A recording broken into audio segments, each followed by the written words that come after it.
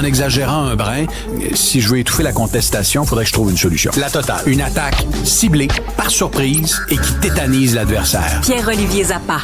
Journée très spéciale en studio aujourd'hui, très spéciale. Premièrement, notre réalisateur Sébastien Laperrière a troqué ses culottes courtes pour des pantalons longs.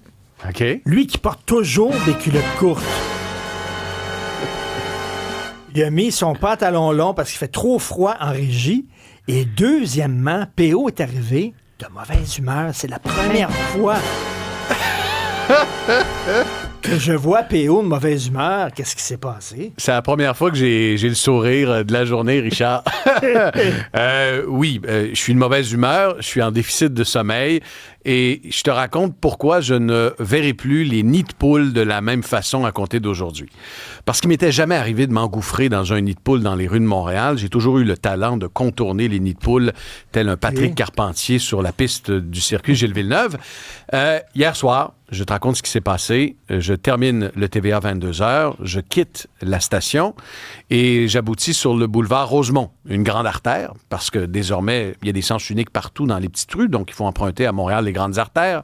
Je prends le boulevard Rosemont qui ressemble ces jours-ci à la surface de la Lune et j'évite plusieurs nids de poules et là, ça y est, je m'engouffre dans un nid de poule, Richard, le fameux bang. Je vois sur mon tableau de bord les clignotants qui se mettent à allumer. Un gros, là. Un gros bang.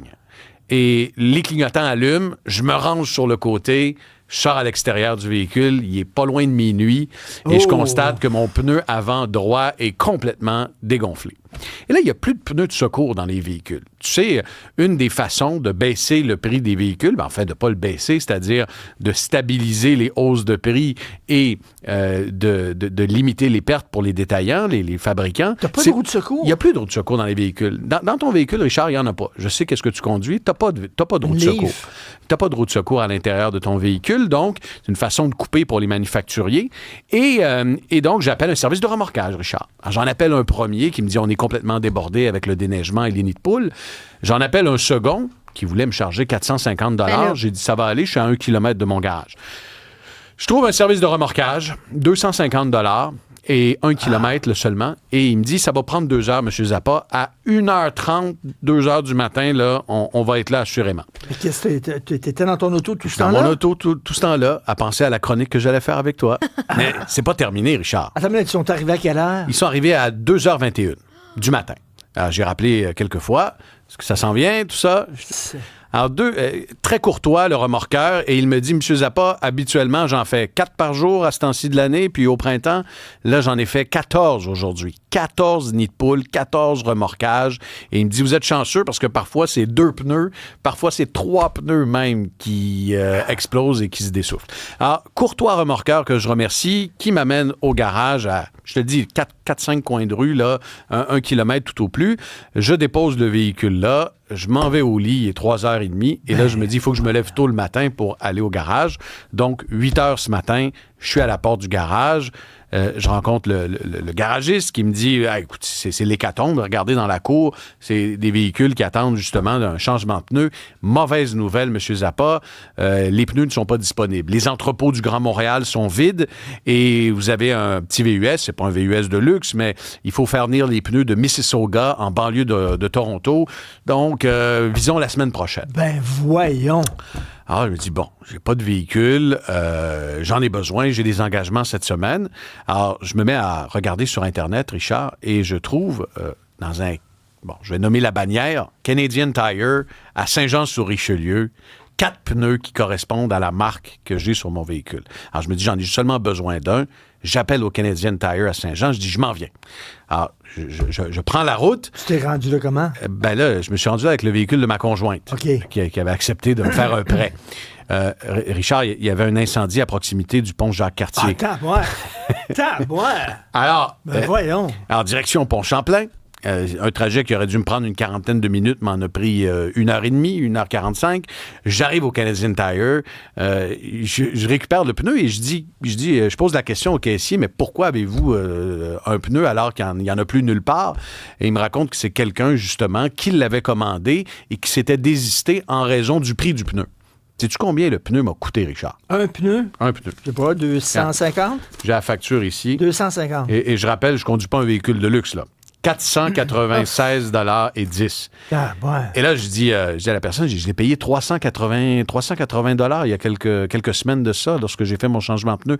Ah, mais là, il n'y a pas de rabais à ce temps-ci de l'année, puis les manufacturiers le savent bien, là, qu'on n'a pas le choix dans ce temps-là. Donc c'est le prix. C'est le prix, pas de rabais, pas d'incitatif. Alors, mets ça dans le véhicule le pneu dans le véhicule de ton conjoint. Retourne à Montréal. Le pont Jacques-Cartier est toujours fermé. Alors, j'arrive vers midi au garage et finalement, le garagiste décide de changer les pneus. Et là, il se rend compte, Richard, que mes barrures de roues, là, pour débarrer les roues, là, les lock nuts, comme on appelle en bon français, et j'avais pas les bons outils pour débarrer les roues parce que lorsque j'avais changé mes pneus il y a quelques semaines pour mes pneus d'hiver, pour débarrer les roues, là, le kit n'était plus dans le véhicule. Alors, j'appelle un concessionnaire, puis là, trouve pas de façon. C'est une nuit d'enfer, esprit. Finalement, je réussis, au bout de la ligne, je réussis à changer le pneu. Résultat des comptes, Richard. Alors, un pneu à 500 $, un remorquage à 250 $, l'installation du pneu, 102,24 $. Fait que j'approche du 1000 $, Richard. Du 1000 $ pour un. Et là, heureusement que la roue, la jante en acier n'a pas été frappée. Tes essieux sont corrects. Oui. Pourquoi? Parce que depuis le 26 décembre, Richard, le gouvernement canadien impose des contre-tarifs sur les pièces d'acier qui viennent des États-Unis et qui rentrent dans ton véhicule. Fait que si ma jante avait été touchée, là, ça m'aurait probablement coûté au-delà du 600 $, du 700 $ de plus, si j'avais vraiment heurté le nid de poule. Et à ça, il faudra rajouter 25 % de surtaxe parce que c'est une mesure du gouvernement de Mark Carney en représailles aux tarifs américains sur l'acier. Alors, dites-vous une chose, là, si vous frappez ce printemps au cours des prochaines semaines puis que votre roue est abîmée et que ça vient des États-Unis, vous allez payer 25 % de plus parce qu'on va vous refiler la facture. Mais tu me fais peur. Écoute, je vais être extrêmement prudent. Dis-le-moi, as-tu sacré?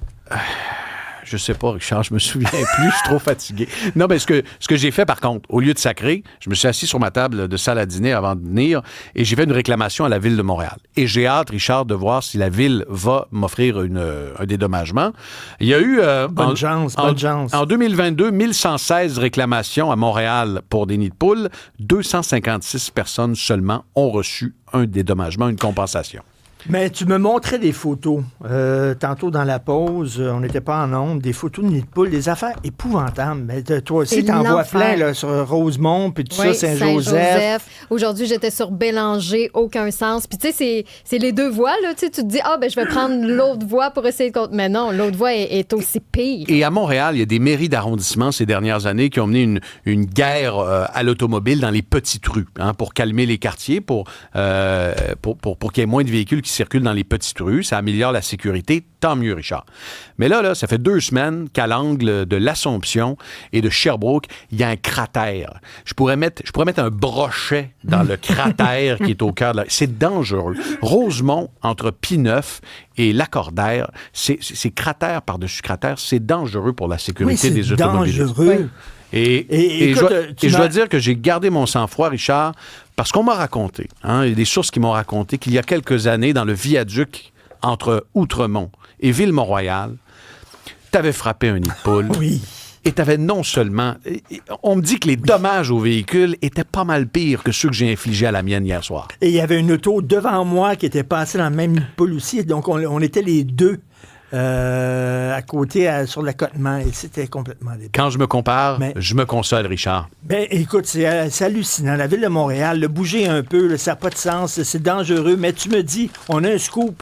Tu vas faire la page couverture du Journal de Montréal. En une du Journal de Montréal, pour faire suite à ma chronique estivale sur le fait que je quittais le véhicule électrique, j'annoncerai que je quitte le véhicule à essence et je retourne au cheval, Richard, un moyen de locomotion sécuritaire et pas mal plus abordable, dont les pièces coûtent pas mal moins cher.